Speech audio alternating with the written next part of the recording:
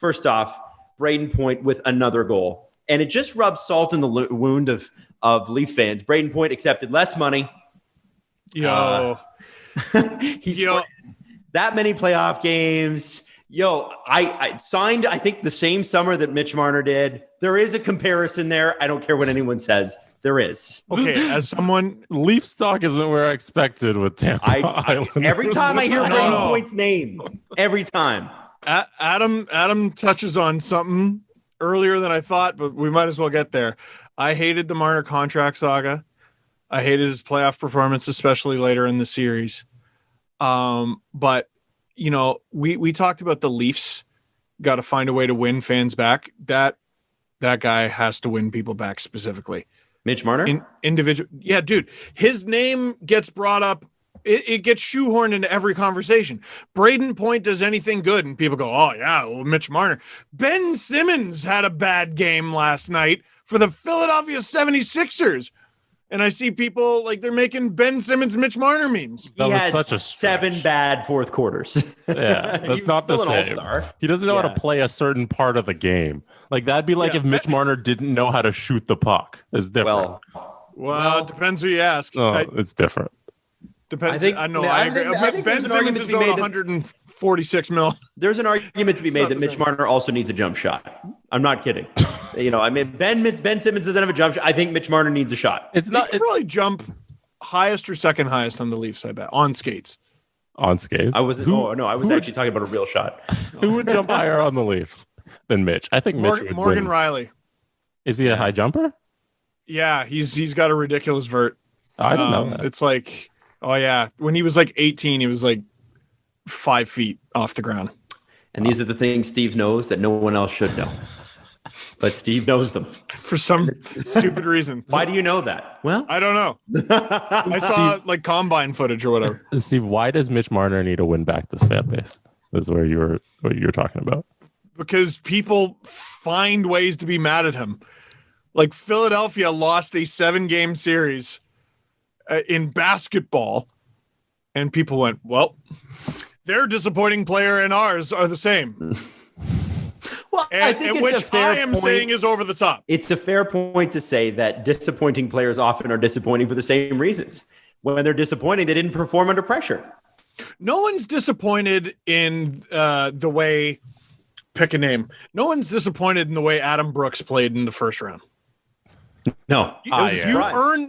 You earned the right. You know what, Jesse? Me too. No, you earned the right to disappoint people by being good. Right. Yeah. Does that make sense? Yes. You can't disappoint people if they don't expect anything of you.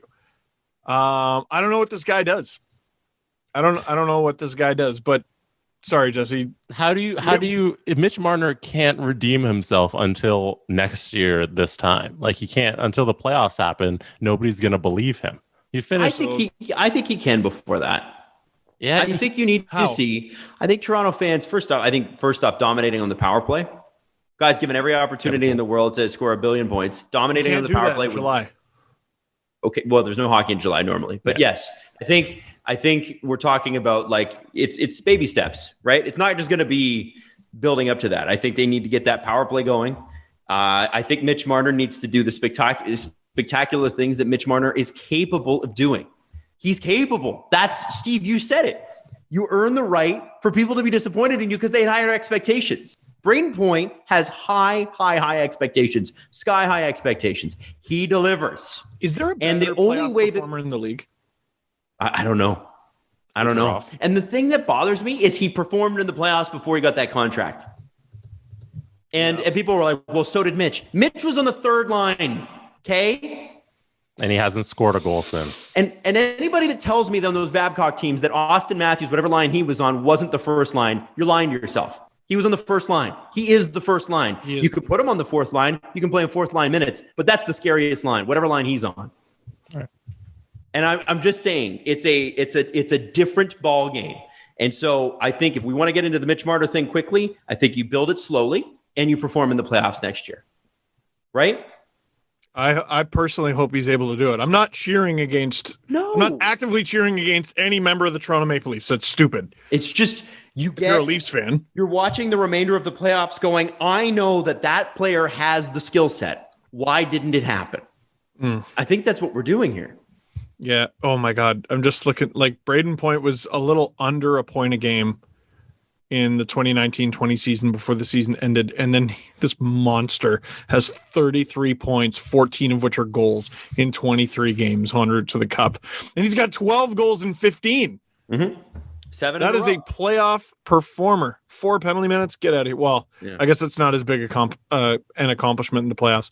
Oh, he doesn't take any penalties in the playoffs. No one does. Andrei Vasilevsky was great. Semyon Varlamov was great, but Ryan Pulock was the guy that saved the game for the Islanders. What a save it was. Yep. That is the kind of playoff drama that you're here for. What he was also the one that caused that situation because he didn't clear the puck.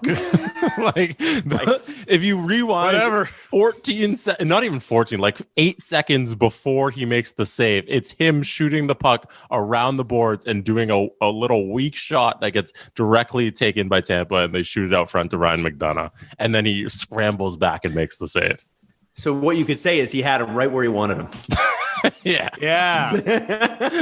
Jesse, you're not thinking about this, like an athlete. Why don't you watch the games? You didn't hashtag play it. You don't know. Yeah, he's out there playing 4D chess. I don't know. Man, sorry. Go ahead. I want to talk a little bit about Matt Martin, because I think he was the best Islander on the ice on Saturday. There was a conversation around him. He knocks down Pat Maroon at the end of I think it was the second period when he comes at him and like a brick wall, he falls down. That was awesome to see. And then he scores the goal, the game winner, which was just fun from the, what do they call it? The identity line. Like those guys, they started the night. They Trotz did the thing where you start with your energy line, you start with the identity line. Those guys go out there. Matt Martin's skating the hardest, and he does it while his brother-in-law is getting married. I know everyone likes that story as well. And then he said that after that he did it, he wanted to do something special for them, and he delivered. Like that's if we're bringing it back to Mitch Marner, that's the playoff performance you want. You want a guy who's like, I'm going to go out there and do a thing, and he does a thing, and he plays his style, which is gritty, and I'm going to get a couple hits in there, and then he lucks into a goal because he's playing hard. It was awesome. It was an awesome night by Matt Martin. Not to make everything about the Leafs, but there was a tweet after he scores the game winner. It was basically like the Leafs ditched this guy to the curb, and all of a sudden Nazem Kadri's got to be the team policeman, so he gets himself suspended, and now look at him. And they gave him up for nothing. Nazem Kadri was on the Leafs. Sorry, Matt Martin was on the Leafs when Nazem Kadri was first suspended. So and that was Joey Vendetta who tweeted that, by the way. Yes. That's a take. Like it's a bad take, but it's a take, I guess. The Kadri half of it makes no sense, but I'm not going to lie. If you look at Matt Martin before he joined the Leafs and after, his worst years were in Toronto. Yeah. They didn't use him properly. He left. I don't know if it said he didn't want to be here. He didn't leave. They ditched him. Mm-hmm. Yeah, because they gave him he wanted to go back to New York, and they let him go. Well, if that's the case, it certainly shows, because I think that was probably mutual. I think that there was, from what I've heard, it was more than play. He was a healthy scratch. Yeah. So I'm sure he was happy to be a Leaf when he was in the lineup. Mm-hmm. And Babs they took him out. Well, I mean, but you have to remember at the time too, he was the player that didn't fit. He didn't fit what they were trying to do. He fits what the Islanders are trying to do. And I'm sorry, I have to put the brakes on this. One Matt Martin good game does not mean that the Leafs made a bad decision in giving up on the guy. Didn't fit what the system was. Listen, you can say what you want about the Leafs' lack of success ever since, but it has nothing to do with Matt Martin. Not a fucking thing. And he had one good game. And you know who else had a great game last year in the playoffs? Who? Jay fucking Beagle. And I heard from a ton of Canucks fans were like, yeah, see? Jay Beagle, worth it. And they were serious. How do you feel about Jay Beagle now? Let me just throw this at you. Depth guys in the playoffs have good games. That's why they're there. But to say that Matt Martin was going to be a big part of what the Leafs were going forward, come on. $2.5 million on the fourth line, we would be dying right now with the money they're paying the top four guys. There'd be no way for it. There's no way. They gave up on Andreas Janssen, who makes less. Some would say that's all part of the problem. I'm not necessarily going to dispute that, but the Leafs at least had to try, right? Yeah. For anybody listening, Steve said that with a smirk. Yeah. It is becoming a problem. It wasn't a fit.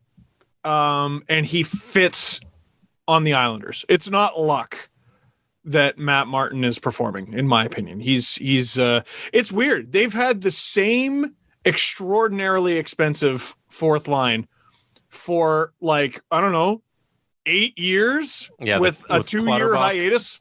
It's Martin, Clutterbuck, and Cizikas. Yeah. Those guys are awesome. And they make like, how much money they make? Like combined, it's like $8 million, $9 million on your fourth line. But every single game, you know what to expect.